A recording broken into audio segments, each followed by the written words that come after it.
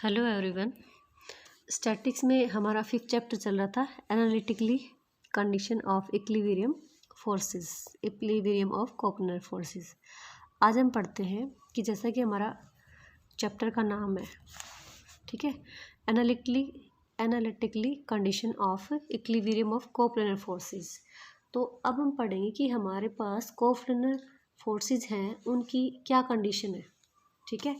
तो क्या कंडीशन है, उसमें हम क्या निकालेंगे, पहले जो भी फोर्स दे रखा है या जिस भी रोड पे फोर्स लगा रहा है या किसी लाइन पे लगा रहा है, किसी पे जो भी रिजिड बॉडी पे लगा रहा है, तो सबसे पहले हम उसका रिसॉल्विंग फोर्स निकालेंगे अलोंग ओ एक्स की, उसके बाद हॉरिजॉन्टल के और वर्टिकल के, ओके, हॉरिजॉन्टल और वर्टिकल। आफ्टर दैट हम क्या निकालेंगे, मोमेंट निकालेंगे एक पॉइंट पे। अब मोमेंट हमें कौन से पॉइंट का निकालना है, जिस पॉइंट से मैक्सिमम फोर्सेस निकलते हैं उस पॉइंट के ऊपर निकालेंगे। जैसे यहाँ पे मैंने एक पॉइंट बी लिया, ए लिया, ये वाला, इसके ऊपर रिएक्शन आर ले रखी है एंड फोर्स यहाँ से टी फोर्स ले रखा है।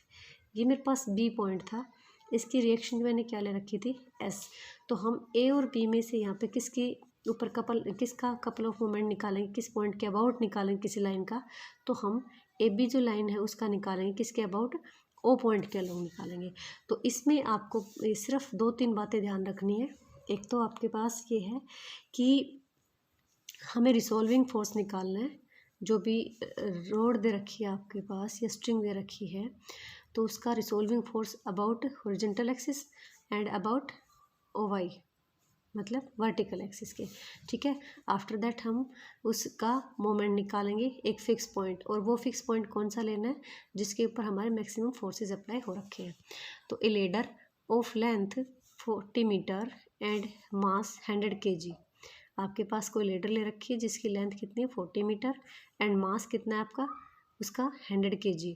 Rest with one and on A smooth vertical wall, एक जो एंड है वो स्मूथ वर्टिकल वॉल है। तो ये जो हमारी BC है वो आपके पास क्या है, वॉल है, and it is kept in equilibrium by a horizontal string attach to its lower end. और कह रहा है कि इसका ये जो है दूसरा एंड जो है वो एक स्ट्रिंग के साथ बांधा गया है, तो स्ट्रिंग जो है वो हॉरिजॉन्टल लाइन की। तो AC जो है वो हमारे पास किसका काम कर रही है, हॉरिजॉन्टल लाइन, मतलब स्ट्रिंग का काम कर रही है। तो ए बी आपके पास रोड है जिसको AC स्ट्रिंग, इसका जो नीचे वाला एंड है उसको AC स्ट्रिंग के साथ बांधा गया है, ओके। उसके बाद कह रहे हैं find the tension of the string when the ladder is incline at angle 30 degree with the horizontal.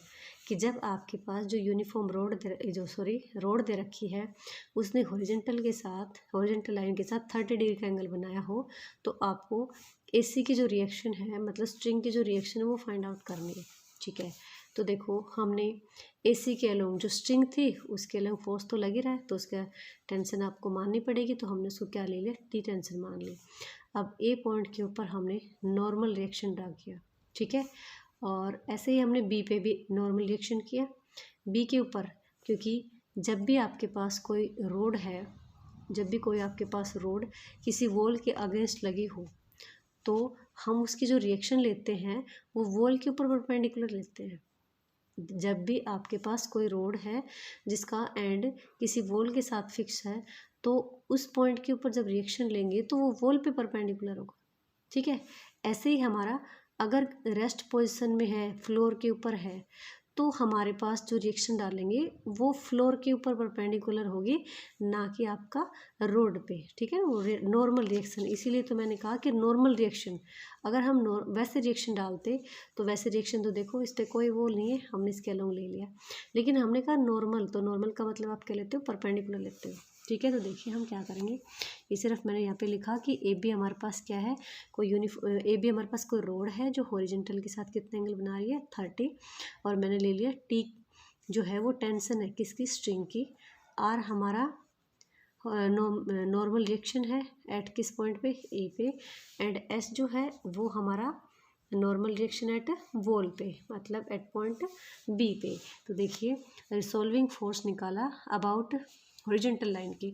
तो हॉरिजॉन्टल लाइन के देखो ये फोर्स लग रहा है हॉरिजॉन्टल लाइन के, और यहाँ से आपके पास ये देखो ये भी हॉरिजॉन्टल के पैरेलल है, तो रिसोल्विंग फोर्स अलोंग हॉरिजॉन्टल क्या बन जाएगा, पी किसके इक्वल हो जाएगा, एस के इक्वल, क्योंकि देखो ये लग रहा है तो इसका रिसोल्विंग पार्ट ये आपके पास है ना, तो ये आपका ये हो जाएगा।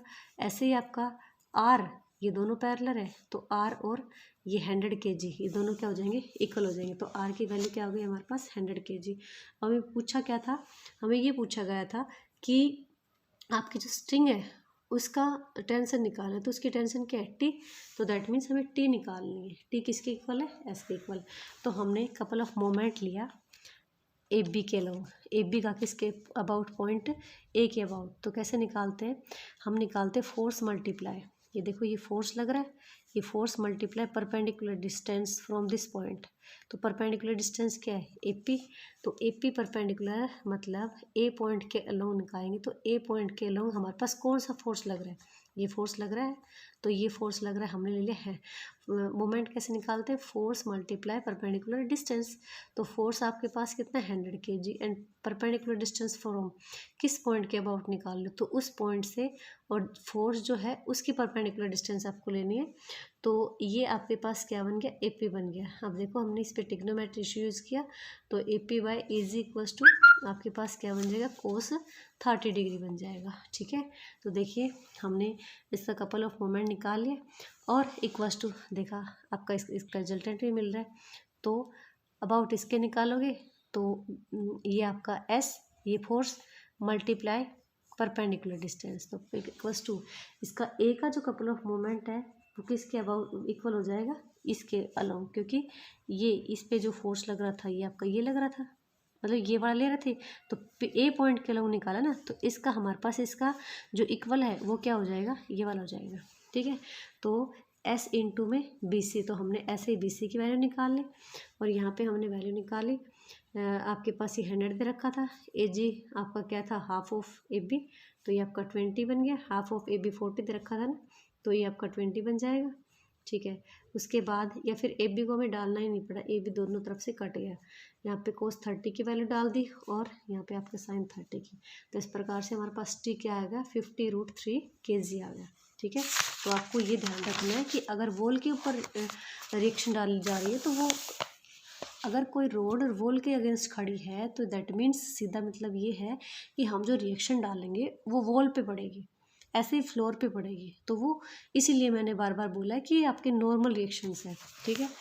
नेक्स्ट है a uniform rod ladder of weight W rest with one end against a smooth vertical wall, वही क्वेश्चन है, स्मूथ वर्टिकल वॉल, उसमें हमारे पास उसका लेडर का वेट दे रखा था, इसमें डब्ल्यू दे दिया, एक तो एंड है वो वॉल के साथ है, and with the other end किसके साथ है, resting with a smooth floor, ठीक है। If the inclination of the ladder to the horizon be 60 degree, and हमारे पास जो लेडर है उसका इंसुलेशन हॉरिजॉन्टल लाइन के साथ कितना है 60 डिग्री है, ठीक है। Find the horizontal force that must be applied to the lower end, आपको ये निकालना है कि लोअर एंड के ऊपर कौन सा फोर्स अप्लाई किया गया है हॉरिजॉन्टल लाइन के अलोंग, तो हॉरिजॉन्टल लाइन तो क्या आपके पास ए सी है, तो देखिए ये मैंने ए बी ले लिया, ये बी सी जो है वो मेरे किसका काम कर रही है, वॉल का काम कर रही है, ओके। और हमें क्या निकालना है कि ए पॉइंट जो है point, find the horizontal force that must be applied to the lower end, lower end के ऊपर जो हॉरिजॉन्टल फोर्स अप्लाई हो रखा है उसका वो फोर्स निकालना आपको, तो मतलब आपको टी निकालना है, तो ए बी आपके पास क्या है यूनिफॉर्म, आपके पास यूनिफॉर्म लेडर है, एंड ये हमने ले लिया हॉरिजॉन्टल लाइन के अलोंग जो फोर्स लग रहा है उसको हमने क्या ले लिया, मतलब एज ए स्ट्रिंग का ही काम कर रही है, तो हमने इसका फोर्स क्या ले लिया, इसकी टेंशन जो है वो टी ले ली।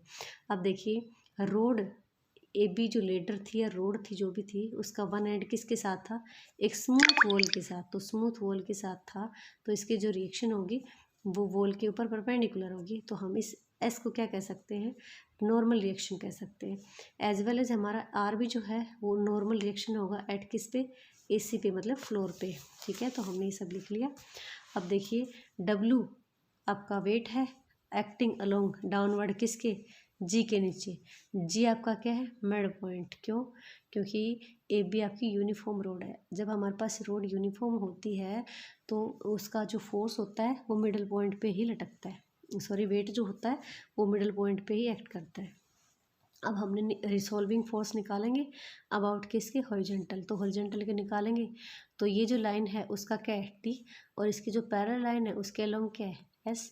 तो डायरेक्शन अलग अलग है लेकिन लाइनें तो पैरेलल है, तो फोर्स तो दोनों के क्या होंगे, इक्वल। ऐसे ही हमारा जब वर्टिकल है तो वर्टिकल का ये आर है इस पॉइंट पे और जी पे क्या लग रहा है, डब्लू। तो ये भी दोनों की लाइन ऑफ एक्शन अलग अलग है लेकिन फोर्स पैरेलल उसमें है तो सेम ही लगाएंगे। ठीक है, तो हमने T is equal to S ले लिया और यहाँ से क्या ले लिया, इक्वल। अब हमें क्या निकाला है, मोमेंट लेंगे। किसके अबाउट मोमेंट लेंगे, हम ए के अबाउट लेंगे। तो डब्लू मतलब ये जी जो है इसका लगेंगे ए के अबाउट। तो डब्लू मतलब फोर्स मल्टीप्लाई परपेंडिकुलर डिस्टेंस, ठीक है, इक्वल्स टू ये वाला। देखो ये भी तो किस पे अलोंग लग रहा है, हॉरिजॉन्टल के अलोंग लग रहा है। तो एस इंटू में बी सी क्या हमारे परपेंडिकुलर डिस्टेंस, ठीक है, परपेंडिकुलर डिस्टेंस। तो देखिए हमने डब्लू इंटू में फोर्स मल्टीप्लाई परपेंडिकुलर डिस्टेंस, तो ये हमारे पास क्या है, half of A G, and इसकी वैल्यू क्या है 1/2 एस, और ऐसे बी सी की वैल्यू निकाल तो हमारे पास ये किसकी वैल्यू आ जाएगी, एस की आ जाएगी। एस किसके इक्वल था, टी के इक्वल। तो इस प्रकार से हमें टी की टेंशन मिल जाएगी। ठीक है, ओके। नेक्स्ट है आपका ये uniform ladder whose weight is 150 kg, जिसका वेट कितना है 150 kg, and whose length is 20 metre, rest with one end against smooth vertical wall, जिसका एक एंड जो है वो स्मूथ वर्टिकल वॉल के साथ है and other end against a smooth floor. Question आपका एज इट इज़ है, स्मूथ फ्लोर के साथ है। And the lower end being joined by a string of length 10 metre, और इसका जो लोअर एंड है उसको 10 मीटर लॉन्ग स्ट्रिंग से जोड़ा गया है to the junction of the wall and floor, जहाँ पे वॉल और फ्लोर का जंक्शन है उस पॉइंट से, जहाँ पे वॉल और फ्लोर जो है एक दूसरे को मीट करते हैं उस पॉइंट से उस स्ट्रिंग को अटैच किया गया है। ठीक है, find the tension of the string and the reaction of the floor and wall, मतलब सभी निकालने हैं आपको, फ्लोर के ऊपर भी, वॉल के ऊपर भी, एंड स्ट्रिंग के ऊपर जो भी लग रही है उसको भी। तो ए बी हमने क्या ले लिया, लीडर ले लिया, जो कि हमारे पास हॉरिजॉन्टल के लाइन के साथ कितने का एंगल बना रही है, अल्फा हमने कंसिडर कर लिया। ठीक है, alpha angle with the horizontal at horizontal line along किसके, ए सी के अलोंग। तो सी हमने पॉइंट ले लिया जंक्शन पॉइंट। जंक्शन पॉइंट किस किस का लिया, वॉल का, एंड ये हमारे पास वॉल है और ये आपके पास क्या है, नीचे वाली फ्लोर, इसके साथ ले लिया। ओके, तो अब देखिए इसने कहा कि ये जो स्ट्रिंग है उसकी लेंथ कितनी है, उसकी लेंथ हमारे पास 10 है और ए बी जो थी लेडर वो कितनी थी, 20 थी। अब हमने ये माना कि इसके साथ अल्फा एंगल बना रही है, लेकिन हमारे पास एंगल की तो ज़रूरत पड़ती है ना, कि आपके पास बार बार दिया जाता है कि जो भी आपकी लीडर है वो फ्लोर के साथ इतना एंगल बना रही है। तो यहाँ पे हमने अल्फ़ा मान रखा है, हमारे पास अल्फ़ा की वैल्यू नहीं पता, बट हमें इस ट्राइंगल में ये हमारे पास ए बी सी जो ट्राइंगल है, ए बी सी वो एक टाइप से आपकी राइट एंगल ट्राइंगल ही तो बन रही है ना, क्योंकि वॉल जो है वो वर्टिकल है प्लेन पे, तो वर्टिकल है तो राइट एंगल बन गई। तो हमारे पास ए सी भी है और बी डी भी है, तो हमने इन दोनों को लेके ट्रिग्नोमेट्री रेशियो अप्लाई कर देंगे। तो A C by A G that means cos 60 degree, तो कोस 60 डिग्री 1/2 देगा, तो कोस 60 लिख सकते हैं इसको। तो अल्फा आपका कितना आ गया, 60 डिग्री। अब देखिए हमने क्या ले लिया, ये जो स्ट्रिंग थी T be the tension of string along किसके, ए सी के अलोंग, ए सी के अलोंग जो स्ट्रिंग लग रही थी उसकी टेंशन हमने टी मान ली, और ए हमने क्या ले लिया, नॉर्मल रिएक्शन ले ली, क्योंकि बार बार बताया जा रहा है जब भी आपकी लेडर या कोई भी रोड है उसका लोअर एंड अगर स्मूथ फ्लोर के साथ है तो जो रिएक्शन लगेगी वो फ्लोर के ऊपर परपेंडिकुलर होगी, और अगर आपके पास ये उसके साथ है, वॉल के साथ है, तो रिएक्शन जो है वो वॉल पे परपेंडिकुलर। तो हमने आर और एस को परपेंडिकुलर नॉर्मल रिएक्शंस ले लिया। ओके, रिसॉल्विंग फोर्स निकालोगे अलोंग किसके, हॉरिजॉन्टल के, तो ये आपका टी किसके इक्वल हो जाएगा, एस के। देखिए ये दोनों सेम पैरेलल अलोंग लग रहे हैं, तो सिर्फ इनकी डायरेक्शन अलग है। तो हम क्या ले सकते हैं कि टी जो है वो एस के इक्वल होगा। इधर से आप क्या ले सकते हैं, आपका आर जो है वो इसके इक्वल हो गया, तो 150। ये तो हमारे पास सीधा हो गया। हमें क्या क्या निकालना, तीनों चीज़ें निकालनी थी। अब हम क्या निकालेंगे, मोमेंट निकालेंगे। ठीक है, मोमेंट अबाउट कौन से पॉइंट, ए पॉइंट के अबाउट निकालेंगे।